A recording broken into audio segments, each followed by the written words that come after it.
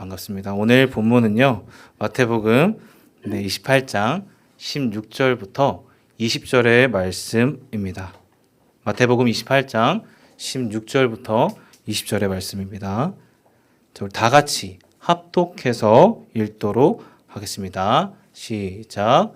11 제자가 갈릴리에 가서 지시하신 산에 이르러 예수를 배웁고 경배하나 아직도 의심하는 사람들이 있더라. 예수께서 나와 말씀하여 이르시되 하늘과 땅의 모든 권세를 내게 주셨으니 그러므로 너희는 가서 모든 민족을 제자로 삼아 아버지와 아들과 성령의 이름으로 세례를 베풀고 내가 너희에게 분부한 모든 것을 가르쳐 지키게 하라. 볼지어다 너희와 항상 함께 있으리라. 아멘. 사랑하는 성도 여러분, 반갑습니다. 반갑습니다. 자, 오늘은 마태복음 28장 16절부터 20절의 말씀을 통해 은혜를 나누고자 합니다. 많이들 듣고 암송했을 구절이라 생각하는데요. 먼저 사진을 보면서 말씀을 드리겠습니다. 혹시 잘 보이시나요? 네. 에콰도르의 원주민 선교사 짐 엘리엇이라는 분을 들어보셨습니까? 이분은 죽기 전에 이런 말을 남겼습니다. 영원한 것을 위해 영원하지 않은 것을 버리는 자는 결코 바보가 아니다. 또 선교의 위대한 아버지라 불리우는 윌리엄 캐리도 이러한 말을 남겼습니다. 하나님을 위해 위대한 일을 시도하라. 그리고 하나님으로부터 위대한 것을 기대하라. 그리고 아프리카 선교사 데이비드 리빙스턴이라는 분은 교회의 사명은 선교다. 선교하지 않는 교회는 화석처럼 될 것이다 라고 남겼습니다. 성도 여러분, 저는 방금 선교사님들의 죽기 전 마지막 말들을 말씀드렸습니다. 그렇다면 이러한 문구들은 무엇을 말하는 것입니까? 비단 선교사님들뿐 아니라 이 땅을 살아가는 대부분의 사람들은 죽기 전에 자신이 하고 싶은 말이죠. 유언이라고 하는데 후손들에게 꼭 하고 싶은 말을 남긴다는 것입니다. 이와 같이 오늘 본문은요, 예수님의 십자가 사건 이후에 부활하셔서 마지막 승천하시기 전 제자들에게 마지막으로 하신 말씀이 나온다는 거예요. 그러니까 가장 중요한 말씀을 나누고 계신다고 볼 수 있겠죠. 자, 오늘 말씀 16절입니다. 다 같이 읽겠습니다. 11 제자가 갈릴리에 가서 예수께서 지시하신 산에, 자, 지금 11 제자가 예수님이 지시하신 산에 이르렀다고 합니다. 여기 갈릴리는 예수님의 공생의 사역의 시작점이죠.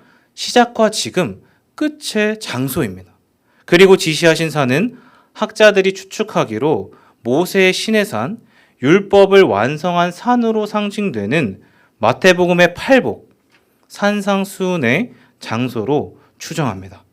아마도 예수님은요, 처음과 마지막으로 제자들에게 마침표가 되는 말씀을 전하고자 하신 것 같아요. 자, 그리고 17절이죠. 다 같이 읽겠습니다. 시작. 예수를 배웠고 경배하나 아직도 의심하는 사람들이 있더라. 자, 여러분, 이 구절 방금 읽으셨잖아요. 한 목소리로 잘 읽어주셨는데 혹시 어떻게 다가오십니까? 저는 이 구절을 읽는데, 묵상하는데 많은 생각을 하게 되었습니다. 지금 이 말씀을 듣는 사람들은요, 저와 여러분과 같은 예수님을 보고 믿은 제자들입니다. 당시 제자들은 예수님의 부활을 직접 봤고 함께 했던 사람들이죠.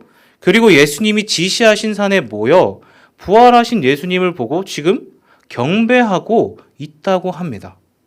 그렇다면 마태복음이 강조하듯이 구약의 메시아가 신약의 예수 그리스도로 완전히 성취된 온 열방을 위한 메시아임을 지금 모두가 믿는다는 거잖아요.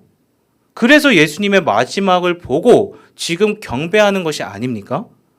그런데 지금 17절 후반부에 뭐라고 나와 있습니까?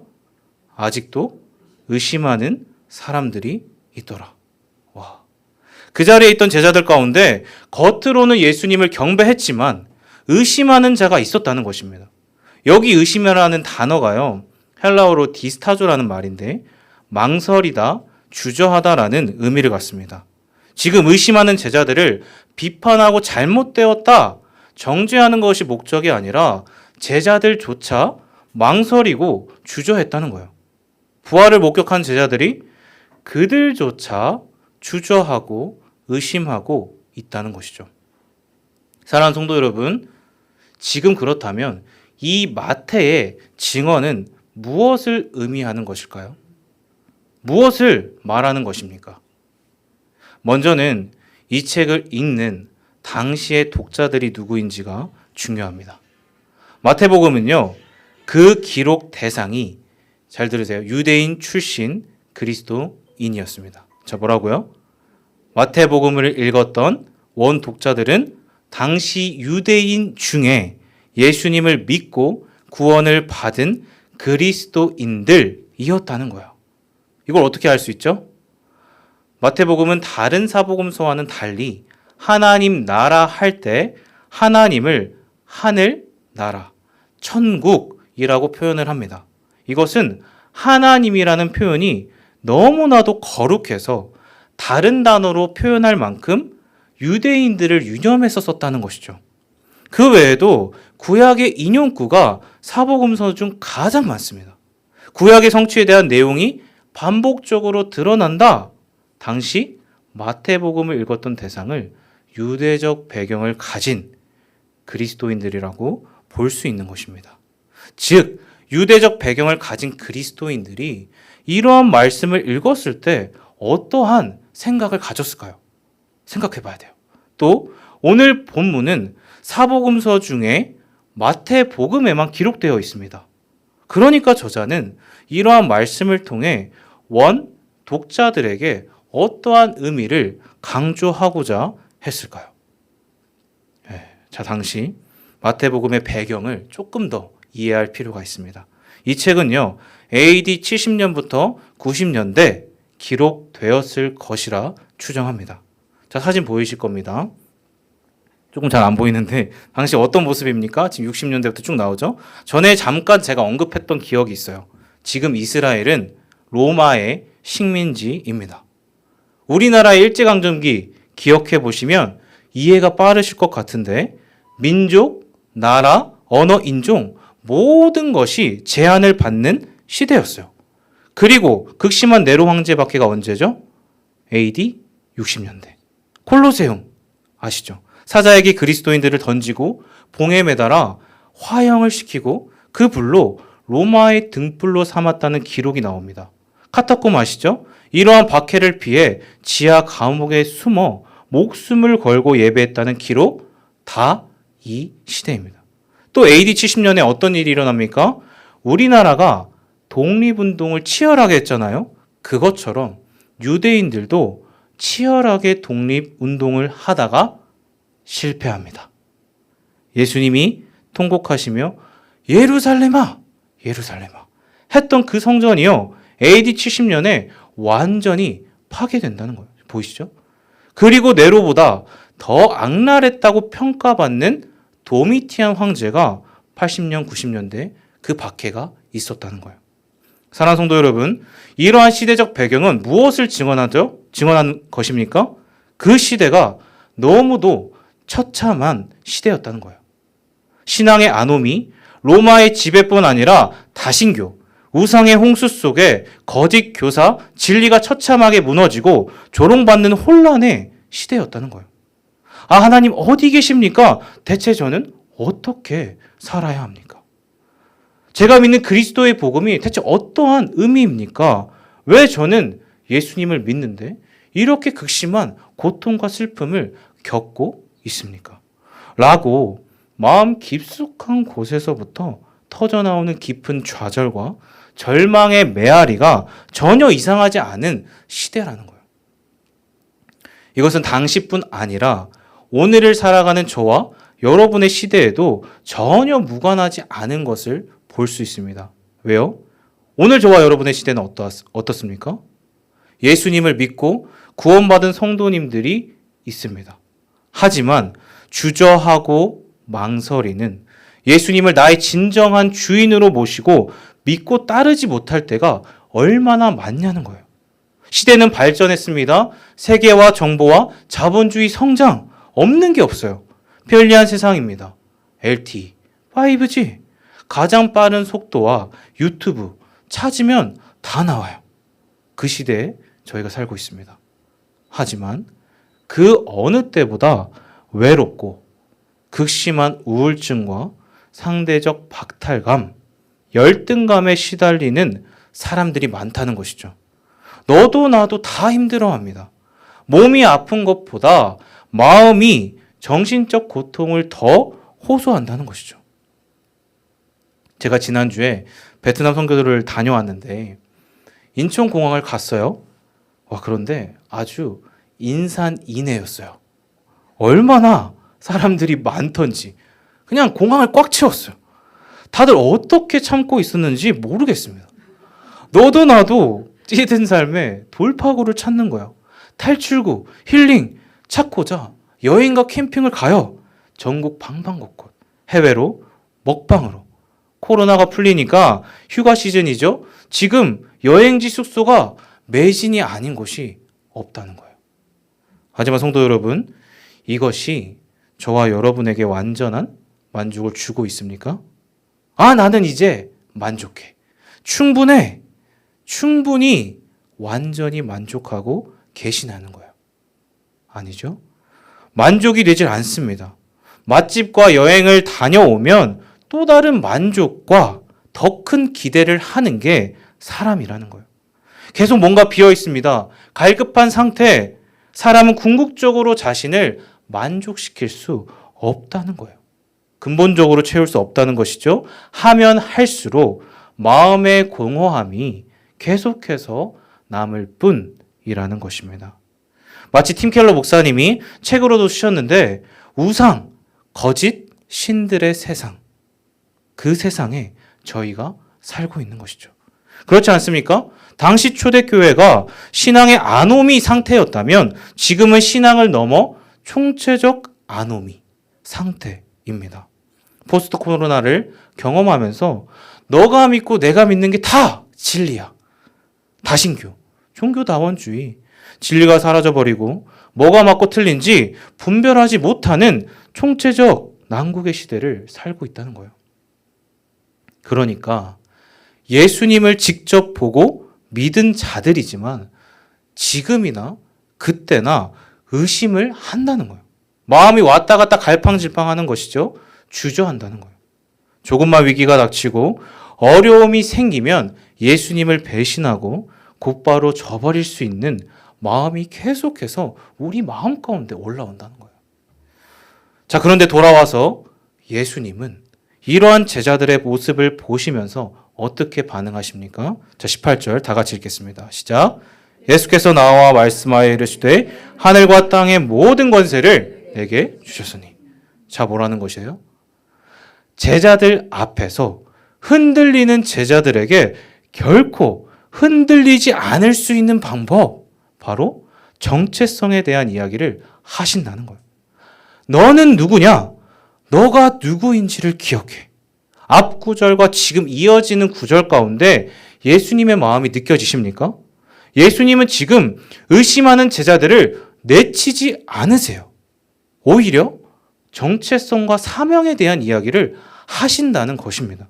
저는 이 부분을 보면서 소름이 돋았어요. 왜요? 마치 요한복음 21장 마지막에 부활하신 예수님이 베드로와 제자들에게 나타나셔서 네가 나를 사랑하느냐? 질문하시면서 결코 정죄하지 않으시고 그럼에도 불구하고 내 양을 먹이라. 말씀하셨던 그 주님의 따뜻한 아가페 사랑이 느껴졌기 때문입니다. 괜찮아. 내가 너희들의 마음을 알고 있어. 매일을 살아갈 때 수많은 세상의 풍파와 어려움 가운데 무너지는 너희를 안다는 거예요. 그래서 제자들에게 흔들리지 않고 굳건히 설 방법을 가르치시는 것입니다. 그것은 정체성을 분명히 세울 때 무너지지 않을 수 있다는 것이죠. 그래서 18절 후반부에 뭐라고 하십니까? 너희는 하늘과 땅의 모든 권세를 받은 자들이다. 아멘. 이 말씀이 무엇입니까?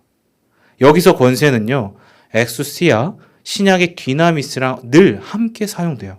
그 단어로 재판권, 명령권, 그리스도의 사역과 하나님의 우주적 질서, 신자들에게만 부여하신 하나님의 통치적 능력이라는 의미입니다. 자, 그리고 마태복음 10장 1절인데 다 같이 읽겠습니다. 시작.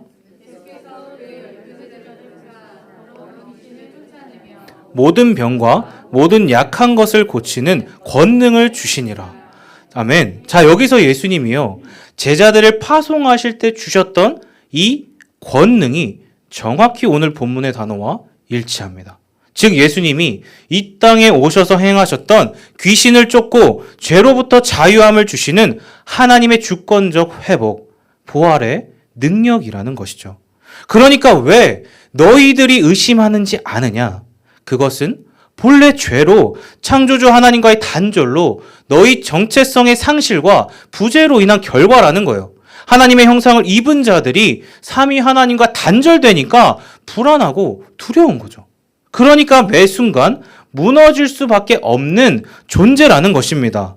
하지만 그럼에도 불구하고 나 같은 죄인 살리신 예수님의 구원을 입은 부활의 백성이라면 기억해. 너희는 하늘과 땅, 삼위 하나님의 모든 권세를 입은 예수님의 거룩한 청지기 대리자라는 것입니다. 할렐루야. 아멘. 이 사실을 기억한다면 어떤 상황에서도 결코 무너지지 않을 수 있다. 아니, 더 정확하게 말한다면 무너질 수 있고 의심할 수 있지만 내가 누구인지를 정확하게 기억한다면 다시 일어설 수 있다는 것이죠. 그렇기 때문에 정체성이 분명한 사람은요, 정체성이 삶을 이끈다는 거예요. 삶이 나를 이끌고 삶에 휘둘리는 것이 아니라 정체성이 사명을 이끈다는 것이죠. 사랑하는 성도 여러분, 저와 여러분은 그럼에도 불구하고 나를 안아주시는 예수님의 사랑과 하늘과 땅의 모든 권세를 입은 주의 거룩한 부활의 백성인 줄 믿습니다. 아멘. 자, 그래서 오늘 이제 마지막 두 구절인데요. 19절, 20절 다 같이 읽겠습니다. 시작.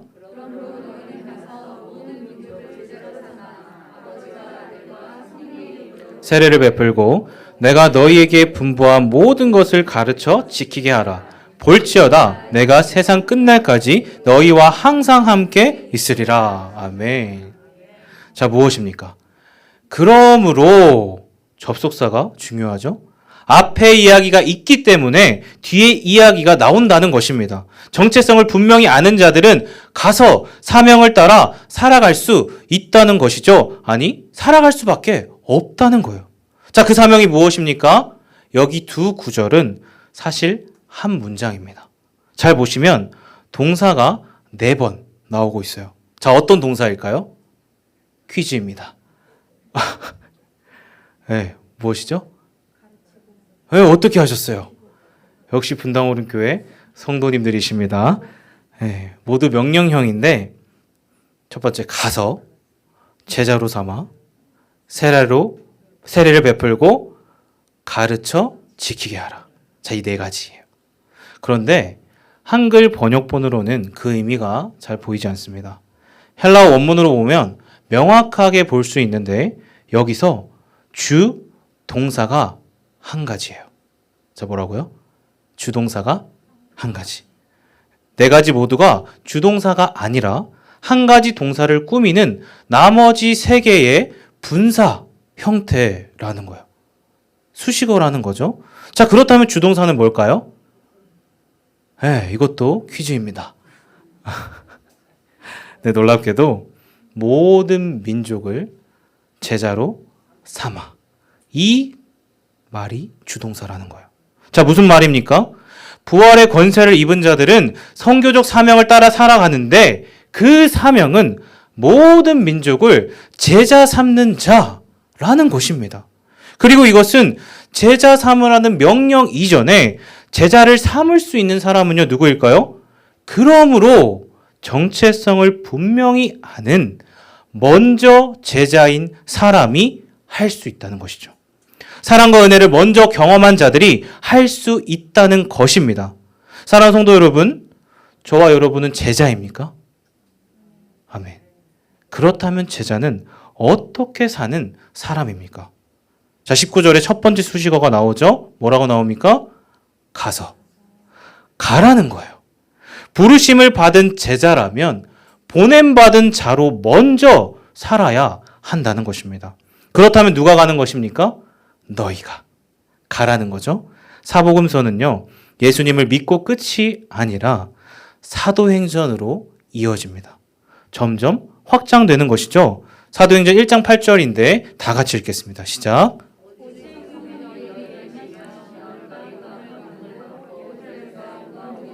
사마리아와 땅끝까지 이르러 내 증인이 되리라. 아멘. 자, 무엇입니까? 오직 성령이 임하시면 삼위 하나님의 권능을 받고 땅끝까지 이르러 내 증인이 될 수 있다는 것입니다. 부활의 권능을 입은 자가 저와 여러분이라면 마땅히 온 세상 가운데 선교하시는 하나님의 마음을 따라 제자 삼으로 가야 한다는 거예요. 그게 증인의 삶이라는 것입니다. 그러니까 오늘 이 자리에 있는 저와 여러분 모두는 예수님의 부활의 증인인 줄 믿습니다. 아멘. 제가 오늘 수요 예배 끝나고 권사님들께서 전도하신다고 들었습니다. 와, 얼마나 귀한 모습인지 하나님이 너무나도 기뻐하신다라는 마음을 받았습니다. 정말 얼마나 시대적 상황이 지금 쉽지 않습니까? 그럼에도 불구하고 결코 흔들리지 않는 선교적 사명을 따라 하늘과 땅의 모든 권세를 입고 성령의 사람들로 살아가시는 그 모습을 보니까 얼마나 감동이 되는지 몰라요. 저를 포함한 교회 모든 성도님들에게 큰 도전과 본이 되어주신다는 것이죠. 복된 증인이신 여러분을 예수님의 이름으로 축복합니다. 아멘. 자, 그리고 두 번째 수식어, 선교적 제자의 삶은 뭐라고 나와 있죠? 세례를 베푸는 삶을 살아간다는 것입니다. 세례는 무엇입니까? 제자를 삼는 방법입니다. 이것은 무엇을 말하는 걸까요? 물에 잠기다, 씻기다라는 원어적 의미를 통해 나의 옛 자아는 죽고 예수 그리스도의 십자가로 죽었음을 믿고 예수님의 부활로 나를 다시 살리셨습니다. 내 모든 죄를 씻겨 주셨습니다라는 의미예요. 즉 세례는 무엇입니까? 제자로 살기로 결단하는 사람들에게 주어진다는 거예요. 지금 내가 세례를 받았다면 예수로 죽고 예수로 살겠다라는 삶의 다짐을 내가 결단하는 것이죠. 그렇게 우리는 삼위 하나님과의 끊어진 관계가 완전히 회복된 자라는 것을 세례를 받고 세례를 베푸는 삶을 통해 깨닫는다는 것입니다. 그러니까 이 세례를 베푼다라는 것은 먼저 내가 세례를 받은 자라는 사실을 기억하는 제자만이 할 수 있는 것입니다. 사랑하는 성도 여러분, 이러한 말씀은요, 당시 초대교회 사람들에게 분명한 위로와 격려, 흔들리지 않는 정체성을 다시 한번 세워줄 수 있었을 것입니다. 유대인 출신 그리스도인들에게 너희가 믿는 믿음과 신앙은 결코 잘못된 것이 아니라 20절에 나오죠. 너희가 이 말씀을 가르쳐 지키게 할 때마다 볼지어다 내가 너희와 항상 세상 끝날까지 함께 있으리라. 부활의 예수님이 다시 오실 그날까지 영원히 함께 하시겠다는 약속을 다시 한번 기억할 수 있었을 것입니다. 또한 그렇기에 여전히 주저하고 망설이는 자신들을 사랑하고 안아주시는 예수님의 사랑을 기억하고 아, 맞아. 나는 부활의 권세를 입은 주의 거룩한 백성이지.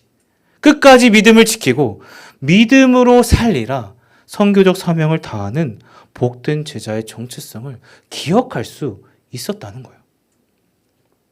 저는 지난주 일주일 동안 베트남 호치민으로 단기 선교 여행을 다녀왔습니다. 총회 GMS 소속으로 다녀왔는데요. 참 많은 은혜를 받았습니다. 사진 보이시죠? 베트남은 놀랍게도 인구가 몇 명이죠? 1억. 우와, 저 작은 땅에 1억이래요. 놀랍죠? 중국과 같이 공산 국가고요. 공안. 공식적으로 선교나 포교 활동은 금지되어 있습니다. 오토바이 엄청 많아요. 깜짝 놀랐습니다. 그래서 제가 초등부에서도 잠깐 나눴지만 실제 저래요. 그러니까 교통이 아침 저녁으로 움직일 수가 없어. 네, 제가 초등부에도 잠깐 나눴지만 걱정이 되는 거예요. 아니 공산 국가에서 공식적으로 복음을 전할 수 없다면 나는 무엇을 할 수 있지? 내가 그곳에 간들 내가 무엇을 할 수 있을까? 이런 생각이 드는 거예요. 안 그래도 제가 신대원 3학년입니다. 이번 학기 대면 수업이 됐거든요. 3학년이 되어서 원우들을 처음 만났어요. 처음으로. 그러니까 모두가 어색해요. 바쁜 일정 가운데 선교를 위한 모임도 거의 갖지 못했고 막바지 한두 번 했는 것 같습니다. 이래도 될까? 싶을 정도로 기도나 모임이 잘 안 되는 것 같은 거예요. 은연중에 제 마음에 오늘 말씀의 제자들처럼 의심과 불신의 마음이 막 올라오는 거예요. 자, 그런데 어떻게 되었는 줄 아십니까? 성령이 임하시면 권능을 받고 증인이 되리라. 와, 다들 사역자잖아요. 가니까 저희 팀 12명인데 다 사역자거든요. 일사불란하게 각자 자발적으로 서로의 역할 이상을 막 하는 거예요. 그냥 가만히 있는데 서로가 착착착착 막 되는 거예요. 한 성령 안에서 성령의 임재 가운데 성령님이 하시는 거죠. 그리고 사진 보이시나요? 오히려 저희 팀이요. 제가 은혜를 받았습니다. 어찌나 현지 아이들이거든요. 고아원이에요. 외곽에 있는 호치민 외곽에 있는 고아원인데 이들이 어찌나 열정적으로 예배를 하는지 찬양을 하는데 할렐루야! 할렐루야! 우리 팀보다 더 커요. 막 춤을 추고 뛰면서 예배를 하는데 제 마음 가운데 주체할 수 없는 뜨거움이 막 올라오는 거예요. 자, 무엇입니까? 이들은 공산 국가에 살지만 잘 살지는 못하지만 고아원의 현지 아이들과 친구들은 예수님으로 만족하는 거예요. 기뻐하는 거예요. 자신의 정체성이 돈과 학벌, 주변과 외부로 인해 결정되지 않는다. 오직 부활의 권세로 나를 사랑하사 구원하신 예수님을 믿는 그 믿음 하나로 살아가는 모습을 볼 수 있었다는 것입니다. 또 이곳에 계신 사진은 없지만 저희 총회 GMS 선교사님들을 만날 수 있었어요. 교제하는 시간을 좀 가졌는데 베트남에는 20가정 정도 있으세요. 이들의 간증을 들었습니다. 이들이 성령의 권능을 받은 참 증인들이시구나. 하나님의 선교적 소명을 따라 부르심을 따라 이 땅에 오셨음을 확인할 수 있었다는 거예요. 너무 큰 은혜를 제가 받고 돌아왔습니다. 사랑하는 성도 여러분, 저와 여러분은 어떠하십니까? 급변하는 시대적 혼란 속에 무엇이 여러분의 삶을 지탱하고 있습니까? 무엇이 저와 여러분의 삶에 만족을 주고 있습니까? 삶이 나를 이끌고 있습니까? 아니면 분명한 정체성이 저와 여러분의 삶을 이끌고 계십니까? 말씀을 정리하겠습니다. 마태복음 28장 20절인데 마지막으로 다 같이 읽겠습니다. 시작. 볼지어다 내가 세상 끝날까지 너희와 항상 있으리라. 아멘. 세상은 더욱 어지럽고 복잡해져 갈 것입니다. 이것은 계속 그럴 거예요. 하지만 그러할 때일수록 처음 본질로 돌아가고 가지를 치는 삶이 중요합니다. 꼭 기억하십시오. 내가 세상 끝날까지 항상 함께 있으리라. 부활하신 예수님이 언제나 나와 함께 하신다. 그렇게 성도 여러분, 부디 바라기는 오늘의 말씀을 기억하고 저와 여러분의 상황이 결코 쉽지 않을 수 있지만, 그래서 주저하고 망설일 수 있지만, 그럼에도 불구하고 예수님은 저와 여러분을 포기하지 않으시고 오히려 그러한 우리에게 하늘과 땅 모든 권세를 위임한 거룩한 주의 백성, 부활의 증인이라는 분명한 정체성을 주신다는 사실을 꼭 기억하시길 바랍니다. 삶이 나를 이끄는 게 아니라 온전한 정체성이 나를 이끌고 분명한 사명을 이끈다는 사실을 기억하고 가서 제자 삼으라. 이 분명한 선교적 사명을 따라 살아가시는 복된 주님의 제자들 다 되시길 예수님의 이름으로 축복합니다. 아멘. 우리 찬양을 하나 하면서 결단하는 시간을 가졌으면 좋겠는데요. 원하고 바라고 기도합니다라는 찬양입니다. 원하고 바라고 기도합니다.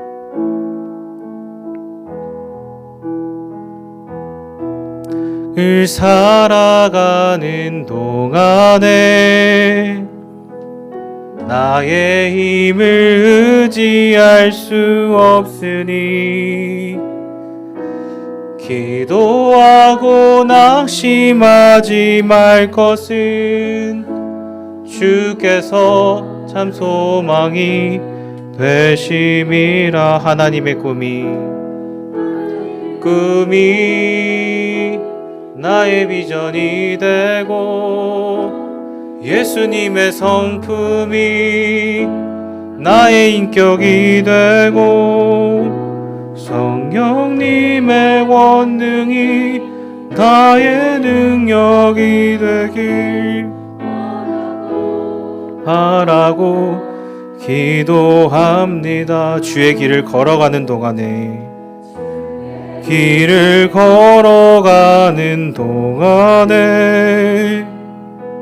세상에 것 의지할 수 없으니 감사하고 낙심하지 말 것은 주께서 참 기쁨이 되심이라. 하나님의 꿈이 나의 비전이 되고 예수님의 성품이 나의 인격이 되고 성령님의 권능이 나의 능력이 되길 원하고 바라고 기도합니다. 하나님의 꿈이 나의 비전이 되고 예수님의 성품이 나의 인격이 되고 성령님의 권능이 나의 능력이 되길 원하고 바라고 기도합니다. 아멘. 이 시간에 주님께 기도하는 시간을 가졌으면 좋겠습니다. 오늘 우리가 말씀을 듣고 찬양을 불렀는데 이 찬양의 가사와 말씀의 고백처럼 저와 여러분은 어떻게 살고 계십니까? 세상은 갈수록 급변하고 각박하고 살기가 쉽지 않은데 어쩌면 오늘 말씀의 제자들처럼 내가 예수님을 믿는다고 하지만 예수님을 안다고 하지만 여전히 마음 한켠에 의심하고 주저하고 망설이지는 않으십니까? 하나님은 그러한 우리의 마음을 보시고 내치지 않으시고 괜찮아, 내가 너희를 사랑해. 그러니 너희는 가서 제자 삼으라. 내가 너와 항상 함께 있으리라 말씀하신다는 것입니다. 자, 이 시간 주님 앞에 그러한 사랑 앞에 주님의 임재 앞에 기도했으면 좋겠습니다. 하나님, 저의 의심하는 마음들, 여전히 하나님보다 더 사랑했던 이 세상의 우상들과 나 자신의 기준과 생각들을 주님 이 시간 내려놓습니다. 하나님 정직히 돌이킵니다. 하나님 주의 빛으로 비추셔서 하나님 앞에 드러나는 모든 불순물들과 장애물들을 제거하여 주시고 의심하는 모든 마음들이 하나님 앞에 돌이켜지는 은혜가 있게 하여 주시옵소서. 하나님, 이 시간 주님 앞에 돌이키며 나아갑니다. 이 시간 주님 앞에 우리의 마음을 정직하게 돌이키고 하나님 앞에 정직한 마음, 새로운 마음 허락해달라고 주여 한번 부르고 기도하겠습니다. 주여! 하나님 아버지, 이 시간 주님 앞에 나아갑니다. 우리의 마음 있는 그대로를 주님께 고백합니다. 여전히 연약한 저희들의 모습을 다시 한번 기억하여 주시고, 하나님, 여전히 제자들과 같이 하나님을 온전히 따르지 못하고 마음 한켠에 의심하며 주저하며 망설이는 모습을 용서하여 주시옵소서.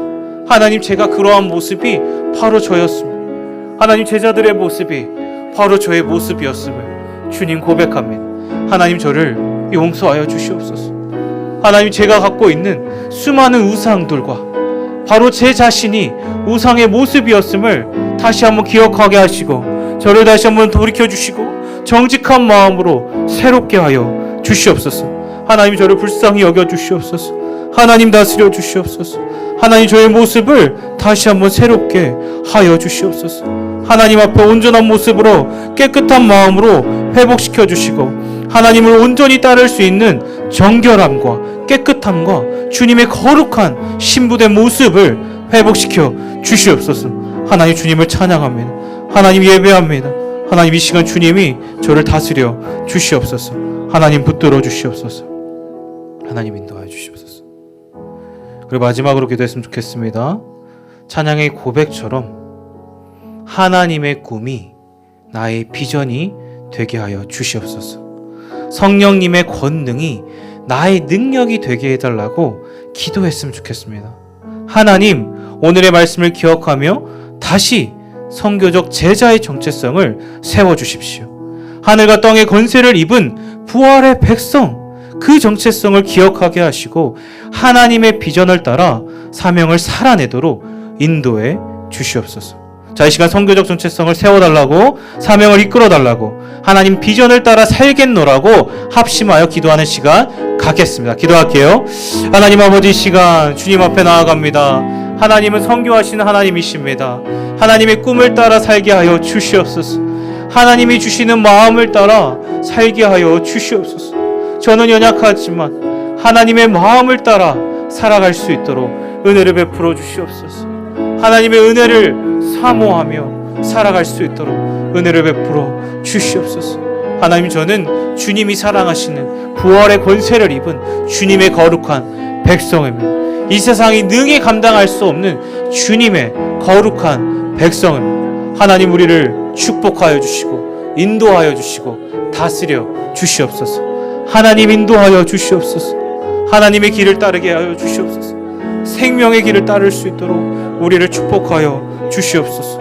우리의 마음과 생각을 주장하여 주시고 우리의 마음의 중심을 주님께로 다시 믿음의 눈을 들어 하나님을 바라볼 수 있도록 은혜를 베풀어 주시옵소서. 하나님 찬양합니다. 하나님 예배합니다. 주님 홀로 영광 받아 주시옵소서. 하나님 예배합니다. 하나님 찬양합니다. 제가 기도하면서 한 가지 더 기도 제목이 생각났습니다. 지금 성령께서 주시는 마음을 따라 한 가지 더 기도했으면 좋겠는데, 우리 분당 오륜교회를 위해서 기도했으면 좋겠습니다. 하나님, 이 교회를 주님이 세우셨으니 이 교회를 주님이 원하시는 교회로 세워가 주시옵소서. 선교하시는 하나님의 마음을 따라 선교적 교회가 되게 하시고 선교하는 하나님의 교회가 될 수 있도록 주님 축복하여 주시옵소서. 우리 마지막으로 분당 오륜교회를 위해서 주여 한번 부르고 기도하겠습니다. 주여! 하나님 아버지, 이 교회를 주님께 올려드립니다. 분당 오륜교회를 축복하여 주시옵소서. 하나님, 이 교회를 주님이 세우셨사오니 주님이 설립하여 주셨사오니 주님 주인 되어 주셔서 하나님 이 교회를 다스려 주시옵소서. 하나님의 마음을 따르고 하나님이 원하는 교회가 될 수 있도록 은혜를 베풀어 주시옵소서. 하나님, 이 교회를 축복하여 주시고 이 교회를 통하여 하나님 영광 받으시고 주님의 주권과 통치를 이 땅과 온 세상 가운데 흘려보낼 수 있는 복된 축복의 통로, 하나님 아가페 블레싱이 될 수 있도록 주님 축복하여 주시옵소서. 이 교회를 주님께 올려드립니다. 하나님 머리 되어 주시고 성령님 주인 되어 주셔서 성령의 권능을 받은 주의 거룩한 증인들이 마구마구 세워져 하나님 나라를 세워갈 수 있도록 주님 축복하여 주시옵소서. 하나님 인도하여 주시옵소서. 하나님 다스려 주시옵소서. 하나님 분당 오륜교회를 주님의 손에 의탁드리고 맡겨드립니다. 하나님 다스려 주시옵소서. 살아계신 하나님 감사합니다. 오늘 말씀을 통해 하나님은 선교하시는 분이심을 깨닫게 해주셔서 감사합니다. 오늘의 말씀처럼 저희가 오직 주님만이 참 소망이 된다는 사실을 기억하게 하시고, 여전히 제자들과 같은 마음의 의심이나 우상, 교만의 마음들은 정직히 돌이켜지는 은혜가 있게 해 주십시오. 그래서 날마다 선교하시는 하나님의 마음을 따라 선교적 정체성을 세우게 하시고 주님의 비전을 따르는 저희가 되도록, 그리고 분당 오륜교회가 될 수 있도록 축복해 주십시오. 하나님 감사합니다. 이 모든 말씀 살아계신 예수님의 이름으로 기도합니다. 아멘.